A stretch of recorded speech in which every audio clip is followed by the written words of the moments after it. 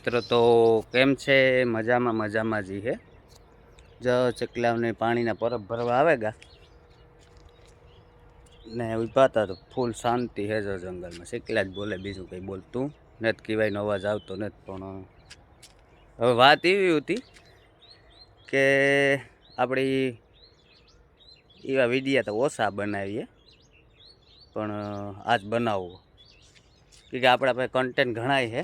એટલે આવા વિડીયા કંઈ કોઈની દુઃખ લાગે ને કોઈની ઓલું થાય એવા વિડીયા ઓછા બનાવીએ. બનાવતો જ નથી લગભગ કે આપણા પાસે કન્ટેન્ટ ઘટતા ને કન્ટેન્ટ એટલા છે.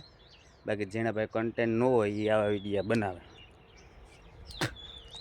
હવે વાત કોઈની હું કે વિરોધ કોઈનો કરતો ને કે કંઈ વિવાદમાં આવવા માગતો નથી, પણ આજ બનાવવો પડ્યો.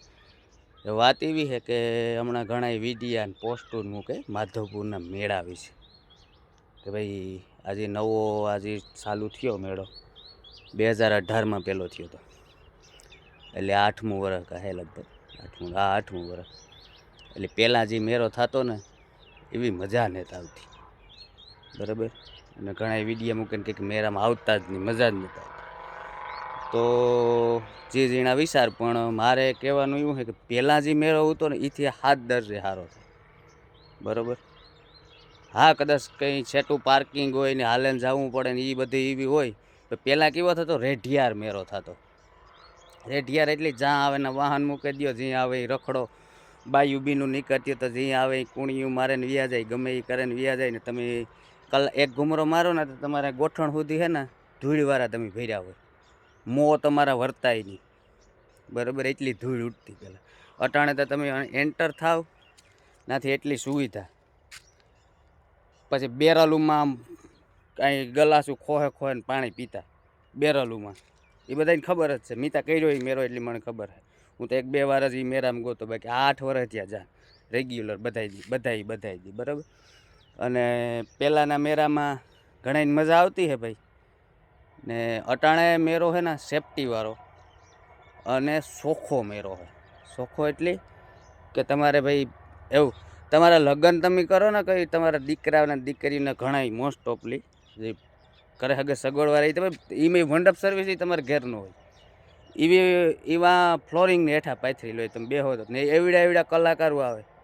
તમારે હેસિયત બહારની વાત છે કે એવા કલાકારોને તમે તમારે ઘેર બોલાવીને તમે એવી મજા કરે શકો ને. એવા કલાકારો એવા કાર્યક્રમો થાય તો તમારે થોડુંક હાલવું પડે, બરાબર. એ તમે રાતે 11 વાગે આવો તો કાર્યક્રમ જે હોય પૂરો થઈ ગયો હોય. બાકી તમે જે આખો મજા લ્યો, તમે કોઈ દી જોયા હતા આ હસ્તકલાવાળાની? કોઈ દી રેકડીઓમાં ઊભા પાણીપુરીને ગોલા ખાધા, બરાબર.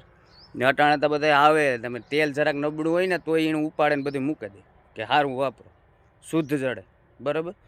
એટલે એવી વસ્તુ હતી કે ભાઈ પહેલાં જે ધૂળિયો મેળો થતો ને એથી આ મેળો 7 દરજે સારો થાય.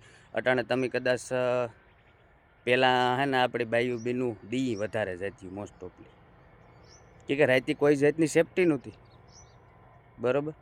એ તમારે રાતે તમારે બાયું બીનું એકલ્યું જાય તો તમારે કોઈ જાતની ટેન્શન ન હોય, બરાબર. સરખામાં તમે બેહો ફરી ફારકામાં હોળિયું, બરાબર. નાય પોલીસવાળા એટલા હોય કે કોઈ મારા જેવો સારા વિતરીનો થાય તો લપ દેખે ને ઉપાડે ને લે જાય. એટલે એવું હોય. પહેલાં એ કંઈ નહોતું.